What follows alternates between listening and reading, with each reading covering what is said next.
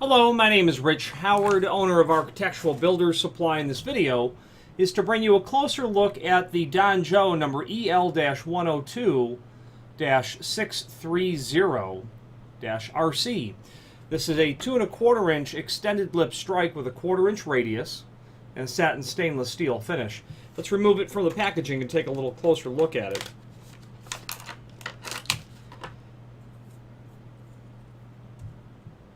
So there's the strike. So the EL stands for extended lip, and the 102 is a reference to the strike and the extended lip size. This is what's called a 2-inch strike. And you can see that when we measure the overall width, it's not 2 inch, it's 2.5, and that's because extended lip strikes, or strikes regardless of the lip dimension, they're not measured the overall, they're measured from the center line of the screw hole to the lip, and that's where the 2 inch comes in. This is about 5/8 or 11/16, even 3/4 inch greater lip length than standard. So if you need something that's about 3/4 inch, the 2 inch is not only very common, but is most likely what you need. The height is 2 1/4, and that's where that dimension comes in the part number. This is what we would call a D strike, and if you use your imagination, you can see why we call it that.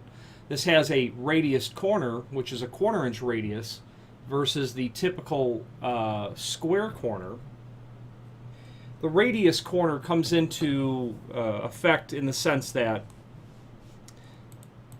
the router, when it's machining the jamb, is a 1/2 inch diameter bit, and when the mill shop doesn't go back and score out the corners, you'll be left with a 1/4 inch radius. Very common, and door pre-hangers or door manufacturers use 1/4 inch radius for not only strikes but for hinges as well, because it's time saving is all that it is. Turns out that the machining process of squaring corners is a difficult one to do in an automated fashion. So 1/4 inch radius is just what it's left at. The other radius is 5/8 that you'll see on hinges, but you wouldn't see that on a strike at all. This is going to be available in a variety of different lip lengths, from 1.5 to 1 3/4, 2 inch, and even those that get out approaching 4 inch. And of course, custom strikes can be made.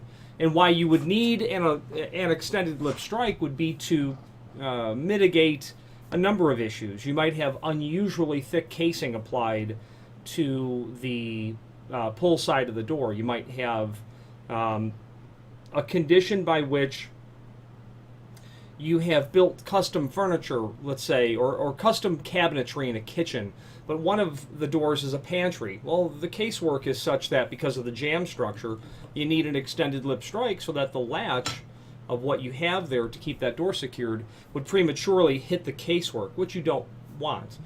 Another reason might be is that you have a door with a significant inset where the door is placed deeper into the frame than standard. For instance, if you were to stand on the pull side of the door and run your hand over the door and frame, a door is generally inset into the frame ever so slightly, like 3/32 of an inch, very small. But imagine if that dimension was 3/4 inch. You could have that. You could have a 6 inch deep wall. You could have a door that would be set in a little bit further than standard.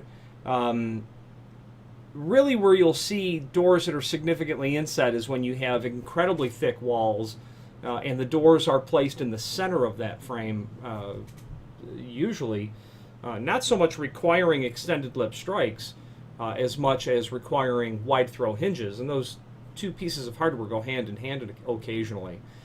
You'll see unusual deep thick wall scenarios where the door is placed somewhere odd within the opening, and you'll even see where they've used an extended lip strike, but it wasn't nearly long enough, and there'll be damage marks to the jamb from the latch bolt before it hits the lip of the strike. So regardless of where you're going to end up needing an extended lip strike or why you would, they exist, and here's a prime example of it, a common one as well.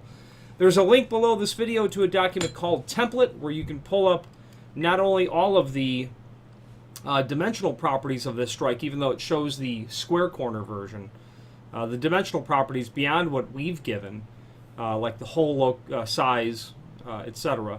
But it refers to the other finishes made. 605 would be polished brass. 609 would be antique brass. 619 is satin nickel. 620 is antique nickel. Then you have your 630 stainless steel, and then DU, that would be a dark bronze powder coat over stainless steel to emulate or to be somewhat compatible with an oil rubbed bronze finish.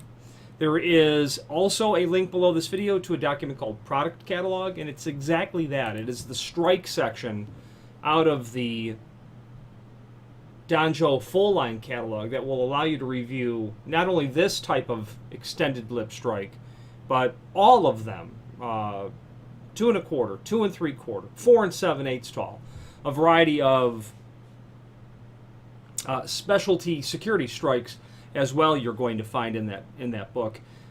Review it if you're looking for a strike and you're kind of stabbing in the dark, so to speak, about what you need. Screws are included in a complimentary finish. And then finally, you will be able to click on the link below this video to the manufacturer's page, where you can pull up not only all of the Danjo products that we sell, but also a link to the manufacturer's website, as well as a link to the full product catalog. If you have any questions on the Danjo, this is their part number EL-102 in a 630 finish with an RC radius corner, or any other Danjo product, please feel free to reach out to us. And thank you.